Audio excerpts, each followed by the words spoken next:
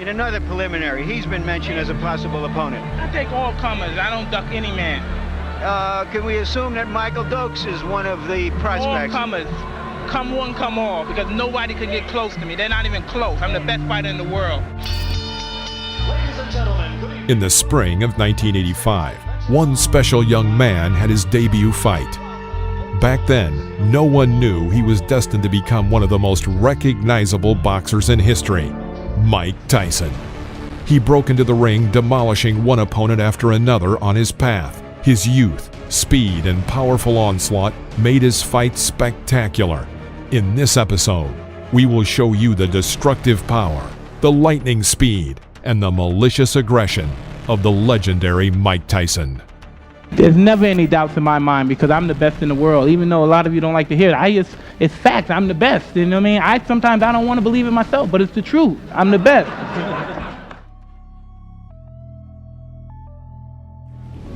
Mike Tyson versus Ricardo Spain. The fourth fight in Mike Tyson's career took place on June 20th, 1985, at Resorts International, Atlantic City, New Jersey. Mike Tyson's fourth fight. First fight in front of a big-time audience, though. This time not in. Mike Tyson. After a series of 12 unanswered strikes by Tyson, Spain tried to mount a comeback with a clinch. In an instant, Mike hits with a left hook, sending Spain to the deck. Hits like a steam hammer. As Ricardo Spain has already found out. Boy, that was quick. Boy, that was fast. Boy, that was found out. Leaning on the ropes, Ricardo rose at the count of 8. As soon as the referee gave the command to continue the fight, both boxers went on the attack. Both missed their targets, but Mike Tyson was faster and immediately landed a left hook to Spain's jaw. Ricardo's knees bent, which saved him from 2 more blows, but the referee stopped the bout. Absolutely destroyed him there. Well, we wondered, didn't we, when we saw the Halpin fight? Mike Tyson versus Michael Johnson, Mike's 8th fight, which took place on September 5th, 1985. The fight, like most of young Tyson's bouts, did not last long, only 39 seconds. There he goes. He's just going to pull. After the first exchange of blows and a powerful left hook to the liver, Johnson was knocked down to the floor of the ring. Because down he goes. The left hook just buried him, dug him in the ribs. I think it was a left and a right. The referee counted and gave the command to continue. The fight quickly began again, and Tyson hit Johnson with a powerful right cross, knocking him out.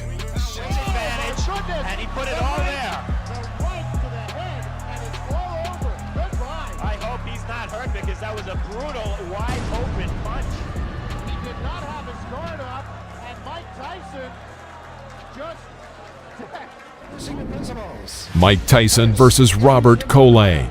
The 10th fight in Mike Tyson's career took place on October 25th, 1985, at the Atlantis Hotel, Atlantic City, New Jersey.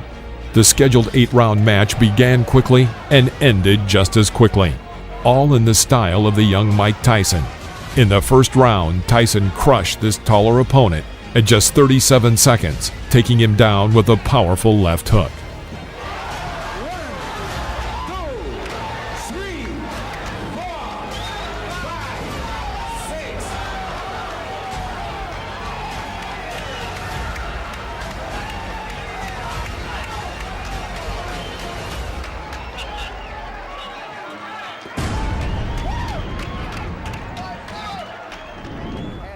Mike Tyson versus Eddie Richardson.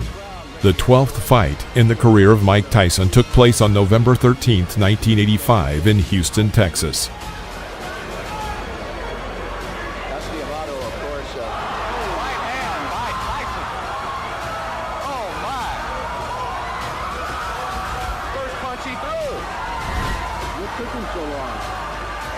There were a lot of spectators in the hall. Everyone got comfortable in anticipation of the next knockout. And the knockout came, 1 minute 17 seconds into the first round, when Mike delivered a left hook to Eddie's head.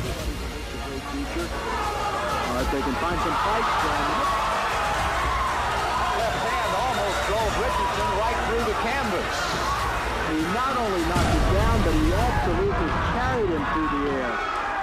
it's over.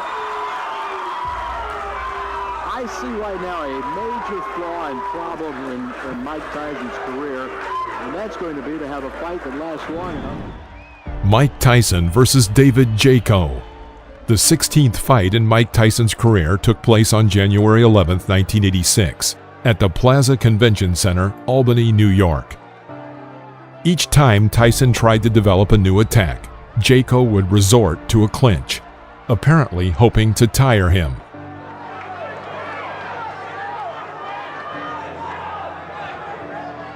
After one of these combinations, a strike landed on David's head, and he found himself knocked down into the corner of the ring.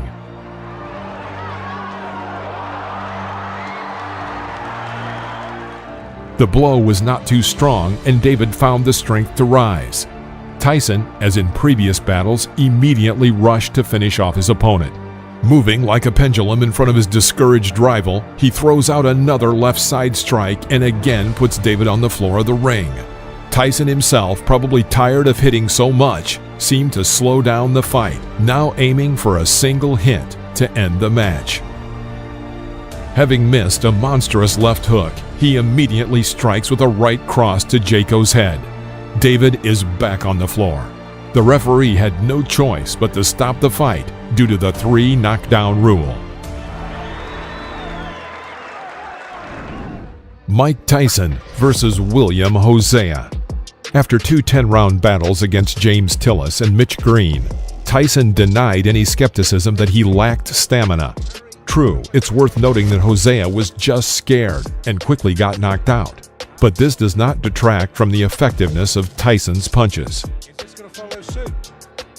Not your Reggie Gross only lasted 1 round in his last fight. So After a clinch, Mike catches William on an oncoming right cross and tries to develop an attack by embarking on a powerful series.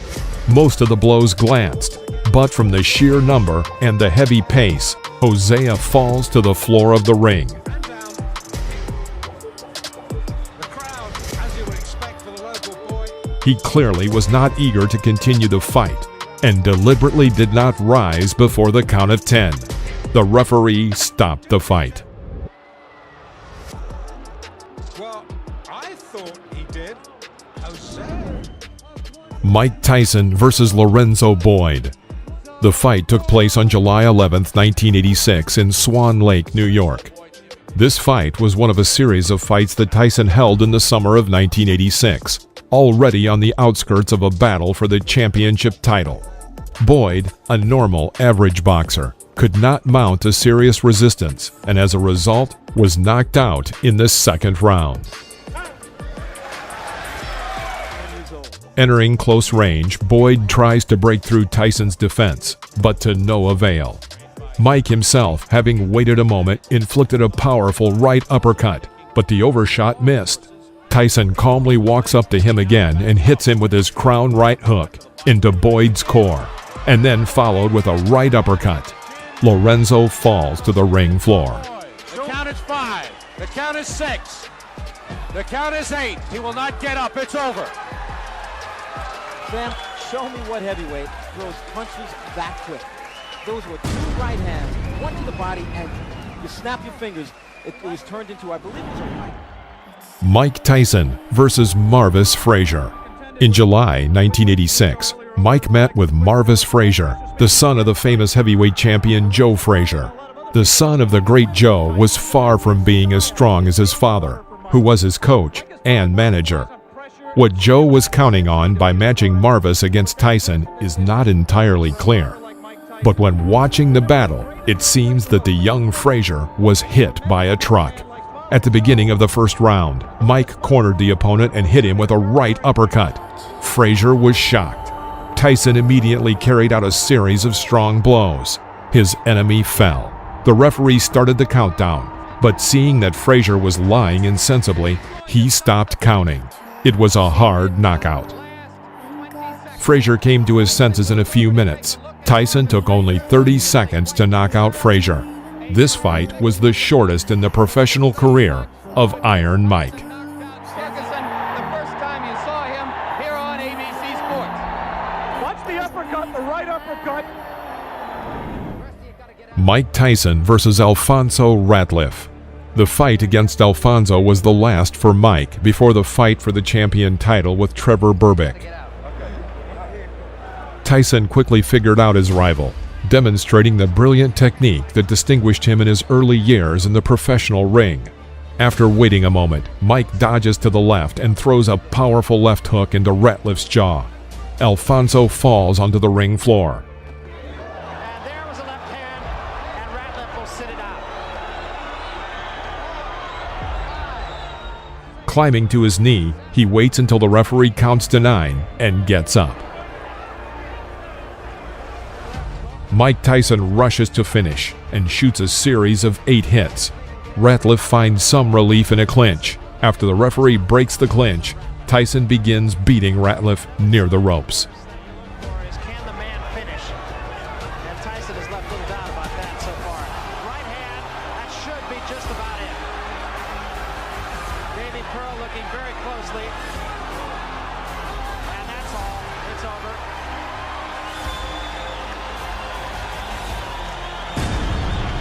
The bicycle had a flat tire. And the rider fell off.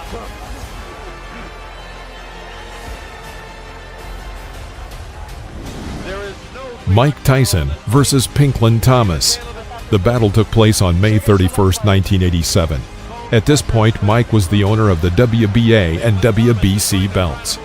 Thomas approached this match with a good track record of a series of 3 victories in a row and was considered a serious test for the 20-year-old Tyson. And at the beginning of the match, it seemed so. Thomas managed to cope with the pressure of Iron Mike for 5 rounds. However, in the 6th 3-minute period, Tyson carried out a series of powerful uppercuts and hooks from both hands, some of which landed right on his opponent's jaw. Thomas stumbled, and then after another left hook, crumpled him to the canvas.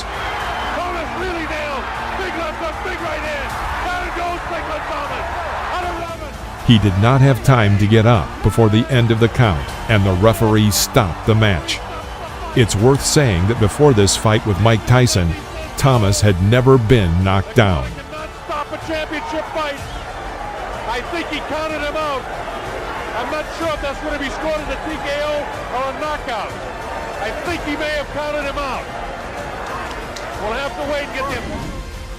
Mike Tyson versus Tony Tubbs. The battle took place in the spring of March 1988. In this fight, Mike defended his title of absolute world champion in the heavyweight category. The fight did not last long, ending in the 2nd round with just one but very powerful left hook. Tubbs is hurt. Tubbs is hurt badly. It was a left After such a devastating blow, Tubbs could not even rise when the judge counted to 10. Jumped in the ring. The fight is over. with stunning swiftness. Mike Tyson versus Frank Bruno. The time of this fight just coincided with a difficult period in the personal life and career of Iron Mike. As for personal difficulties, he was in the process of divorcing his wife, and in his career, litigation with promoters.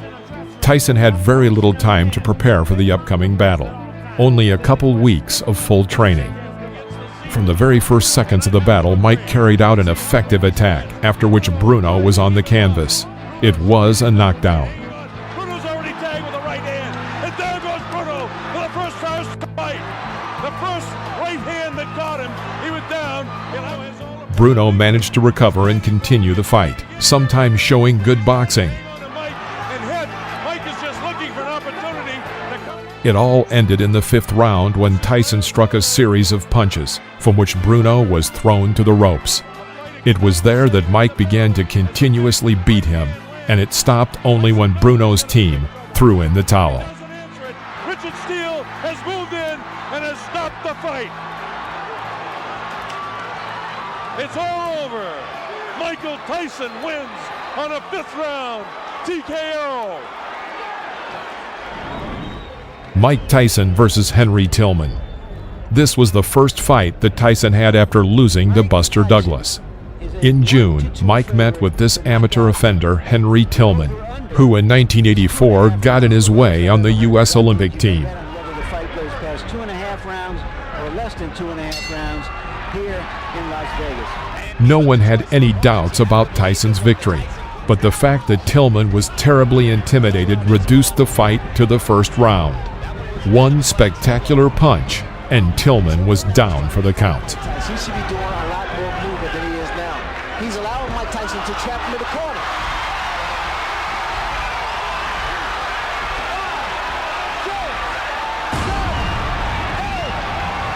That'll be enough. Mike Tyson versus Donovan Ruddock.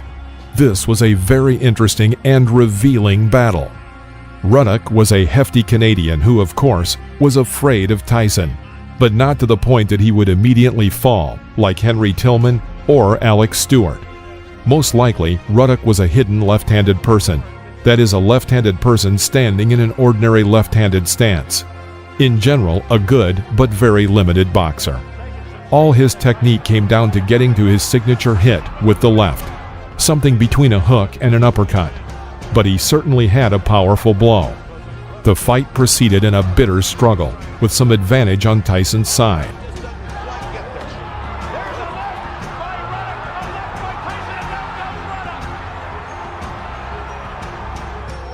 In the 7th round, he hit Ruddock's jaw with a left hook. Ruddock staggered and leaned on the ropes. Mike Tyson rushed in to finish off the opponent, but the referee, Richard Steele, suddenly stopped the bout, calling a TKO.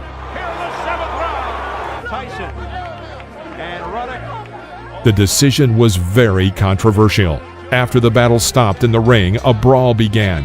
After the intervention of the security guard, the fight was stopped. Mike Tyson versus Buster Mathis Jr. The battle took place in December of 1995. Mathis held his defense and avoided Mike's punches well, but this did not last long. In the 3rd round, Tyson sent Buster Mathis to the floor with a right uppercut. Mathis did not have time to rise before the count of 10, and the referee called a knockout.